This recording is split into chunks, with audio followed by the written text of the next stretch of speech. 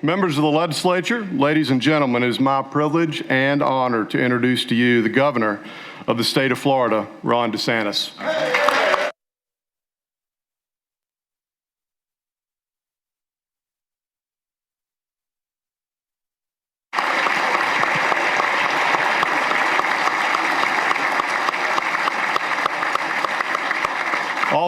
Also joining us in the East Gallery is the governor's wife, First Lady Casey DeSantis.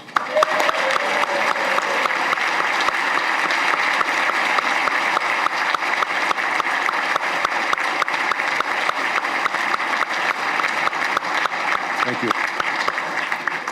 Members, family, friends, and guests, the governor of the state of Florida. Okay. Well, thank you so much. Thank you, Mr. Speaker, Mr. President, members of the cabinet and the legislature, and fellow citizens. Florida leads. We lead with purpose and conviction. We lead with determination and strength. We lead with faith, and we lead with hope. Anyone can hold the helm while the sea is calm. Leadership matters when it's hard. Florida is the leader among states because we lean into challenges, tackle the big issues, and deliver results for the people that we serve. Now, in these endeavors, we're mindful of the adage from an American philosopher, quote, "If you don't know where you're going, you might wind up someplace else." Now, Yogi Berra was right to articulate, as only he could, the need for clear direction. We are guided in our efforts by a strong commitment to the principles on which our country was founded and that have endured for centuries. That our rights come from God, not from government. That constitutional limitations on government's power are essential to preserve liberty. That ours is a government of laws, not a government of men.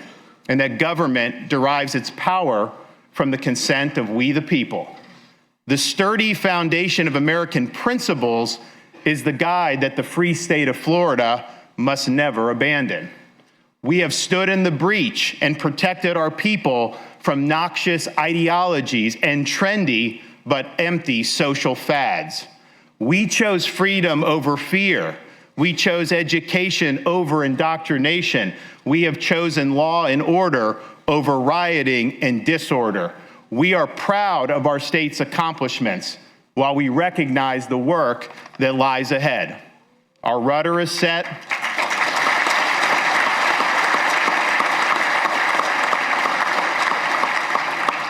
Our rudder is set. Our compass is in hand. True north is our destination. We can and we must continue to lead.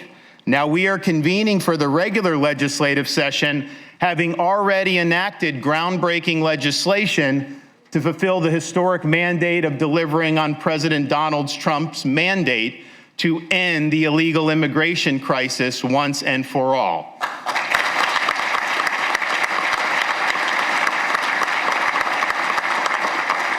No state has done more, and no state did it sooner than we did in the free state of Florida.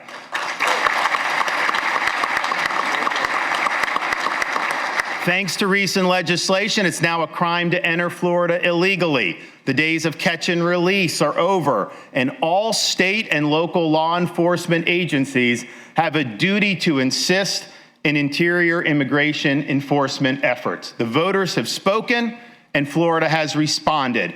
We will be part of the solution, not part of the problem.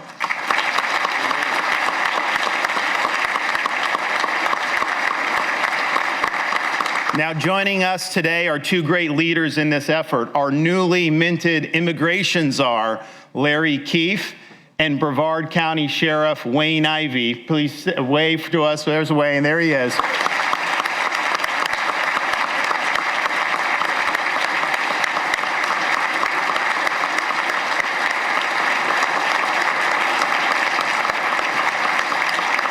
With leaders like Larry and Wayne, Florida will get the job done. We are not a sanctuary state, we are a rule of law state.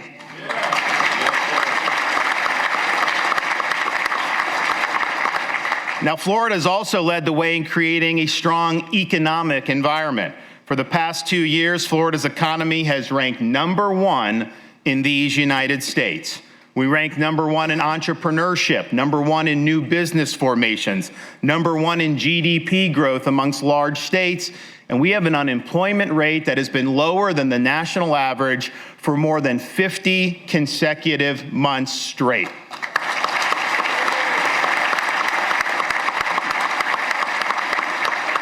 We represented the refuge for freedom and sanity during the coronavirus pandemic, not just for other states and throughout our country, but even for people throughout the world. People moved here, businesses flocked to our state, and investment to Florida surged. We continue to set tourism records. 2024 saw more than 142 million visitors come to the state of Florida. This includes 3.3 million visitors from Canada. That's not much of a boycott in my book. Maybe they wanted to get a glimpse of what a Stanley Cup winning hockey team actually looks like.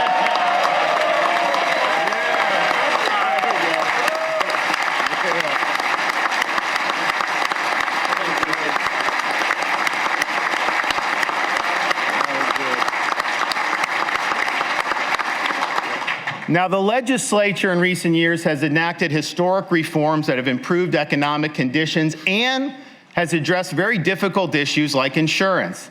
Because of these reforms, automobile insurance rates are scheduled to come down this year, between 6 and 10.5% average reductions amongst the 3 largest companies, even as rates continue to skyrocket nationwide. And our homeowners insurance market is seeing stability. 11 new companies have entered the market over the past year. 130,000 new private policies were put into effect in 2024. And last year, believe it or not, S&P Global rated Florida as having the lowest increases amongst all 50 states. We were also recently able to announce that in 2025, 73% of Citizens property insurance homeowners in Miami-Dade County are scheduled to receive a decrease on average of 6.3%. Now, the fact is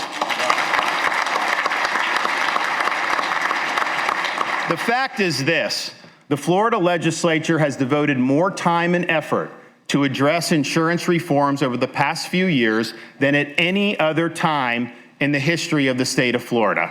Those reductions in auto would not have happened without your reforms, and the stability that we saw in 2024 would not have happened without you taking action. And I hope that the legislature continues these efforts by providing funding for those on the My Safe Florida Home wait list. These are people that have been approved. These are folks that have already been approved. These grants have helped tens of thousands of Floridians harden their home, which has also in many instances led to rate relief. The program is a testament to the legislature's commitment to helping our homeowners. It has made a difference, and it can do so again.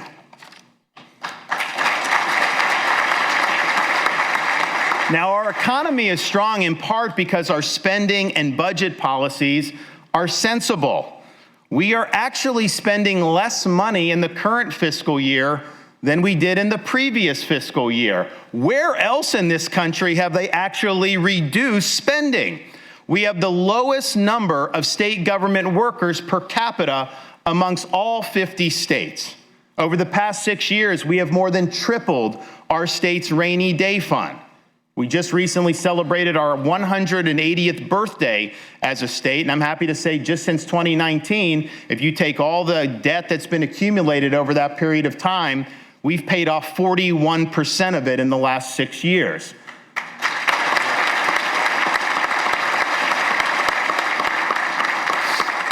Our state has among the lowest per capita state debts in all of the United States of America. The share of Florida's debt for each Florida citizen is about $660.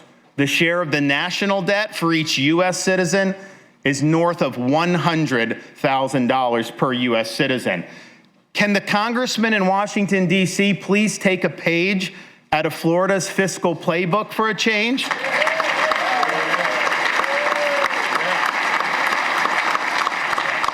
Now, Florida is a free state in part because we are a low-tax state. We have one of the top 5 tax environments in the nation. famously have no income tax, and we've enacted billions of dollars in tax relief over the past 6 years. We must continue to be a friend to the taxpayer.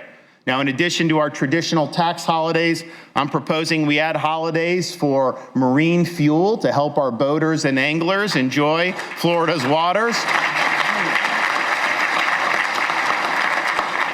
as well as a Second Amendment summer for the purchases of firearms, ammo, and accoutrements. I know a lot of people in the state will appreciate that. Florida remains the only state in America to tax business rent. And while we've reduced the rate of the tax, it is time to eliminate it altogether.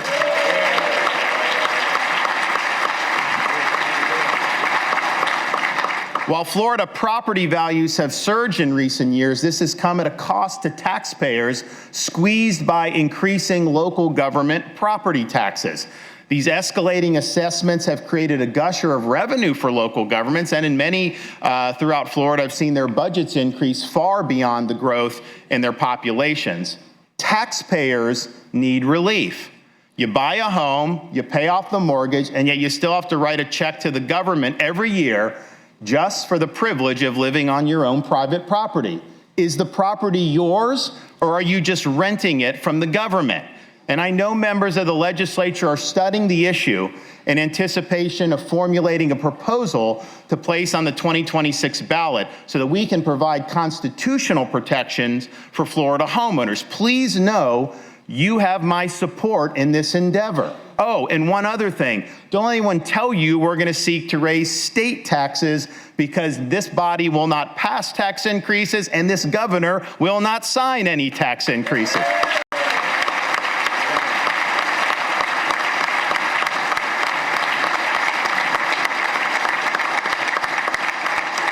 Florida is also led on the issue of education. We've been ranked #1 in America for the past 2 years. We are the top state in America for school choice, and our school choice program has changed lives. Joining us today is Harley McCullough, whose son Thorne is a recipient of Florida's Family Empowerment Scholarship for Unique Abilities. Where are you at? There you go, wave. All right. Yes.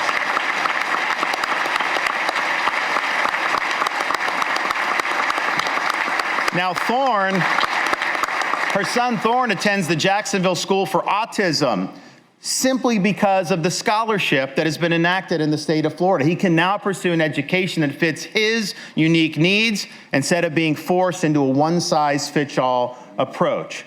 And stories like Thorne are legion up and down the state of Florida. Our universal school choice program works. Families and students have benefited, and the academic bar has been raised throughout the state. It's a great testament to the members of the Florida legislature that we were the first state to enact such an ambitious and far-reaching choice program.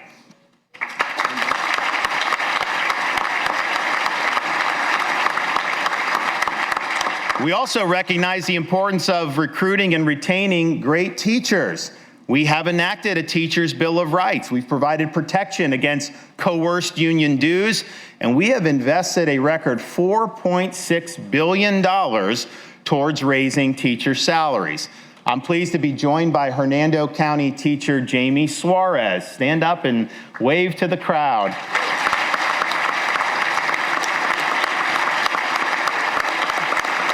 Jamie is the Florida Teacher of the Year for 2024.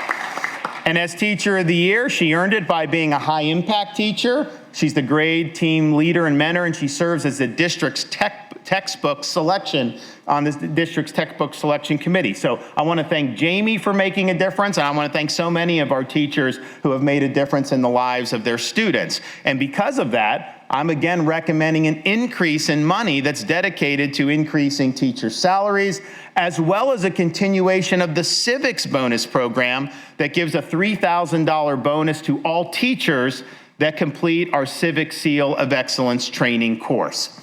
Now,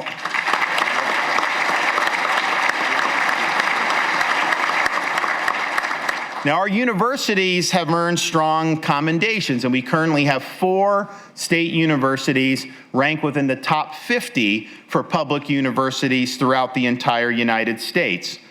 Universities must be dedicated to the pursuit of truth, the promotion of academic rigor and integrity, and the preparation of students to be citizens of this republic. We led the way in Florida by being the first state to eliminate DEI from our higher education system. We continue to lead the way by holding the line on tuition. We have not allowed a tuition increase since I've become governor, and Florida has the lowest in-state tuition in the entire United States of America. Families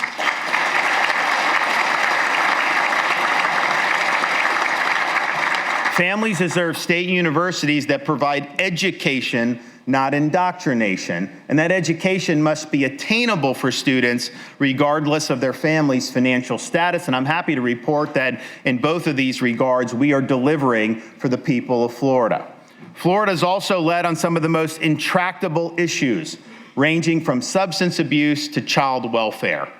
Hope Florida was designed by our First Lady, DeSantis, to transform the way government agencies provided services to our fellow citizens in need. Rather than perpetuate dependence on a great society-style bureaucracy, Hope Florida seeks to use government to connect individuals and families to more than 5,600 faith-based, community, and private sector partners. Ginger Falk is with us here, and she illustrates Hope Florida's impact. Stand up and wave and say hello.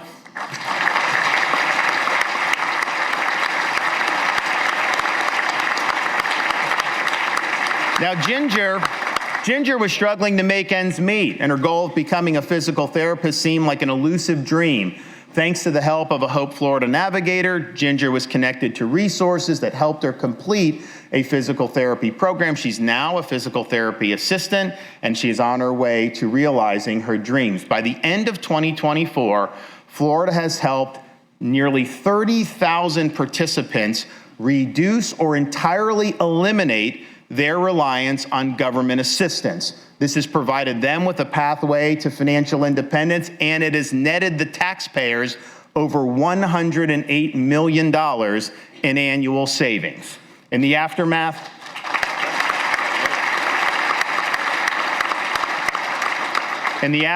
of Hurricanes Debbie, Helene, and Milton, Activate Hope, the emergency relief arm of Hope Florida, helped over 57,000 Floridians with essential supplies and provided more than 33,000 with referrals to overcome disaster-related hardships.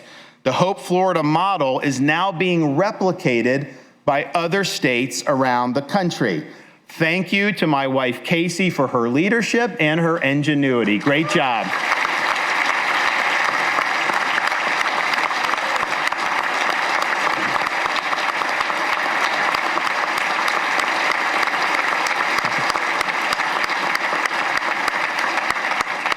We are fortunate to live in a naturally beautiful state. We promised 6 years ago to leave Florida to God better than we found it, and we're doing just that. The Florida Wildlife Corridor, established in 2021, now spans 18 million acres, with 10 million acres already protected. Last year, we directed the Florida Department of Transportation to enhance connectivity within the corridor. Since 2019, we've approved over $129 million for 38 crossings, ensuring safer passage for species like the famed Florida panther. We've also shattered records for state support, for Everglades restoration, for water quality improvements, and for beach renourishment. While our efforts have been strong, the federal government has lagged in its responsibilities regarding Everglades restoration. But I'm happy to report that the Trump administration is receptive to block granting money to us so that we can complete these needed projects like the EAA reservoir ourselves. One thing I've learned, Florida time is a lot faster than Army Corps of Engineers time. You did right.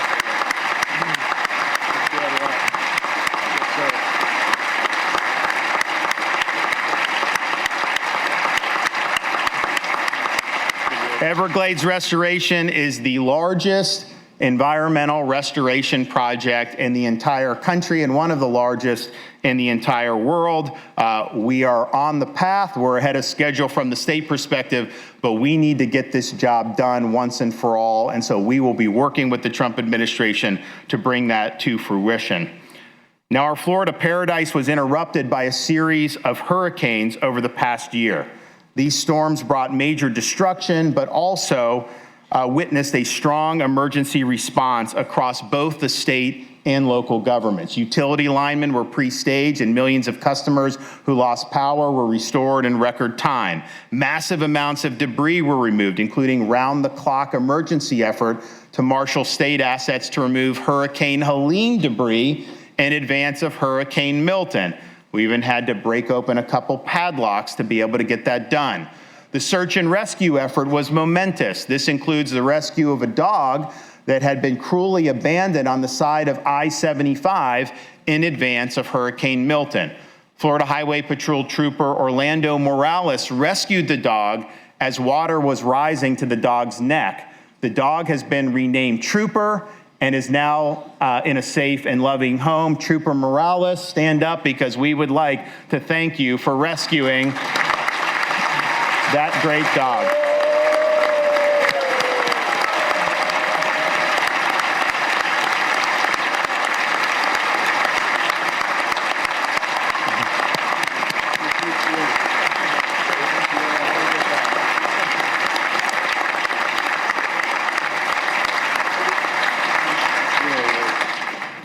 Now, at the state level, we have utilized all available levers, from the Florida Disaster Fund to our small business loan program, to help individuals get back on their feet after these flurry of hurricanes. We are joined by Cannon Gregg, the founder of Pelican Oyster Company. Stand up, my man. Where are you at? There you are.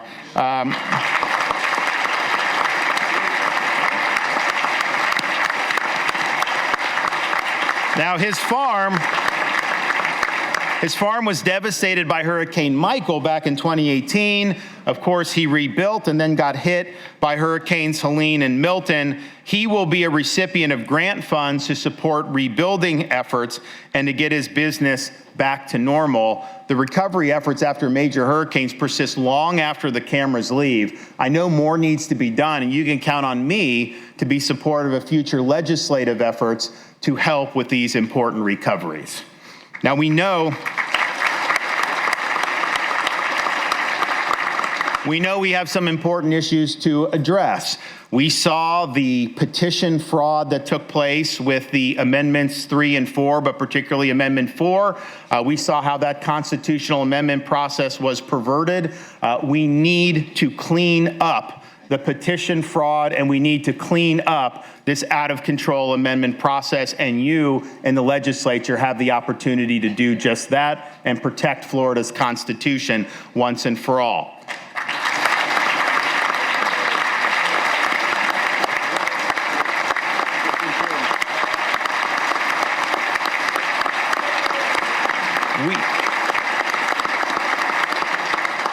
We've also had many discussions about condominium reform, and I know there was efforts to be made after the tragedy at Surfside in 2021. Those were all very well-intentioned efforts, and I think probably have done a lot of good, but in some instances, it's putting people in a very difficult financial pickle. I've been sounding this drum for many months. I have every bit of confidence that the legislature is going to fully address the needs of our Florida condo owners. We do not want to see anybody forced out of their condominium because of legislation. So let's get the job done for them.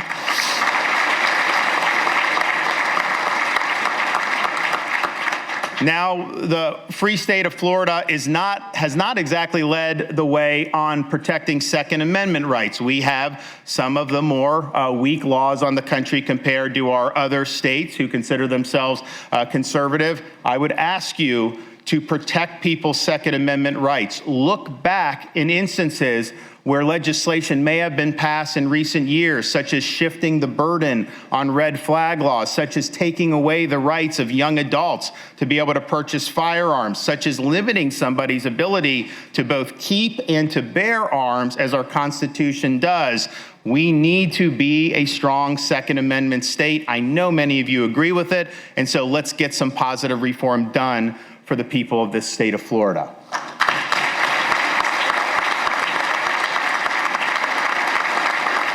Now, before I conclude, I'd be remiss if I didn't remind everybody of some of the accomplishments that together we have achieved over these past 6 years. We banned China from purchasing land in the state of Florida. We enacted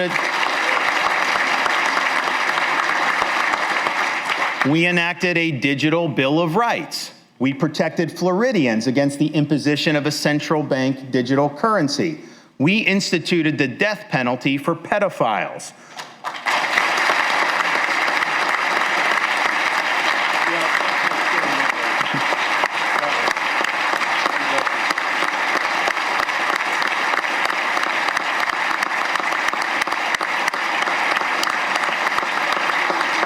We created a program to accelerate the repayment of state debt, and we've saved hundreds of millions of dollars in interest costs as a result.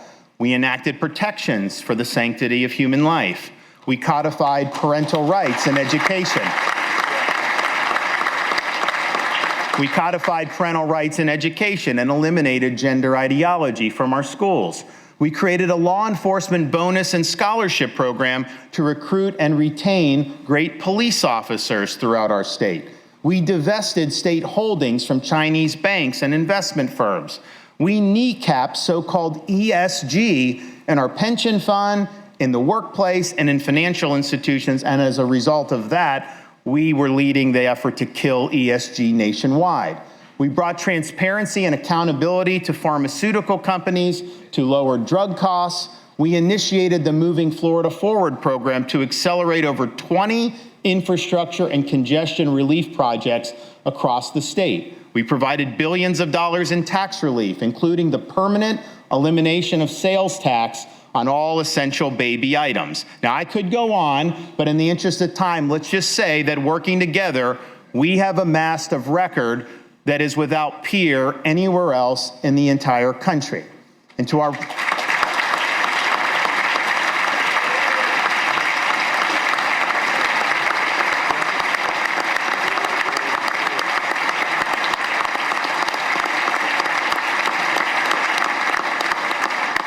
To our presiding officers, Speaker Perez and President Albritton, I look forward to working together to advance our shared goals. Now, Speaker Perez represents the busy, fast-paced, modern Miami, the gateway of the Americas, a unique place, not just in our state, but in our country.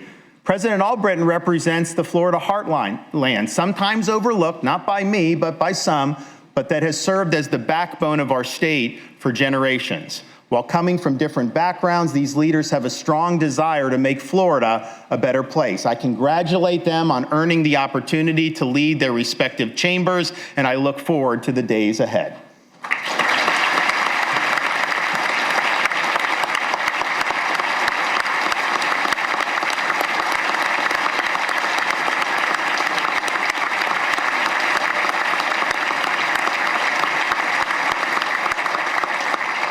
To our Chief Financial Officer, Jimmy Petronis, thank you for your service to our state.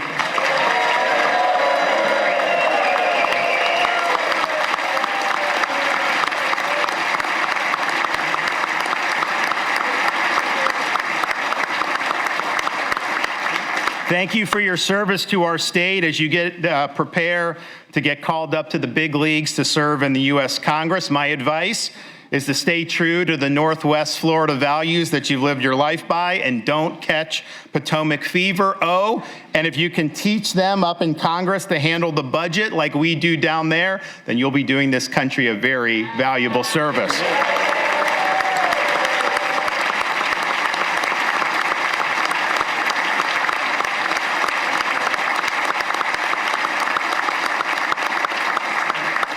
Commissioner Wilton Simpson, you'll soon be the most tenured member of the Florida Cabinet.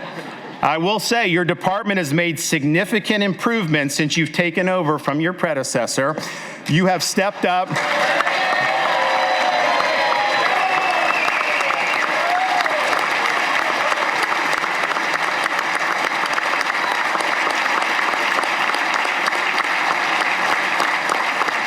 You have stepped up as part of our state's new immigration board to assist in the state's effort to combat illegal immigration. Your department has already done great work, and I thank you for doing that. We have a new Attorney General, James Uthmeyer, who is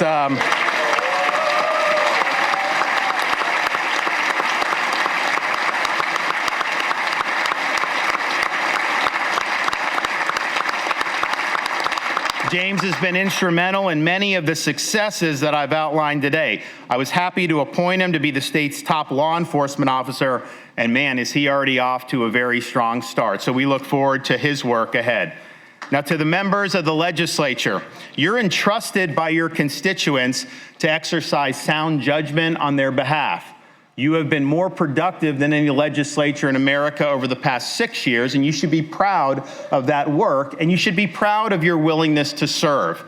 As Theodore Roosevelt famously said, it's not the critic who counts, not the man who points out how the strong man stumbles or where the doer of deeds could have done better. The credit belongs to the man who's actually in the arena, whose face is marred by dust and sweat and blood, who errs, who comes up short again and again because there's no effort without error and shortcoming, but who does actually strive to do the deeds, who knows great enthusiasms, the great devotions, who spends himself in a worthy cause, who at best knows in the end the triumph of high achievement, and who at worst, if he fails, at least fails while doing greatly, so that his place shall never be with those cold and timid souls who know neither victory nor defeat. My friends, we have great opportunities over the next 60 days. The people of Florida are watching. Let's work together to solidify our successes and address the challenges before us. Our voyage is not yet complete, but our goal is to one day say, in the words of Walt Whitman, oh Captain, our fearful trip is done. The ship has weathered every rack. The prize we sought is won. Good luck, and God bless you all. Thank you.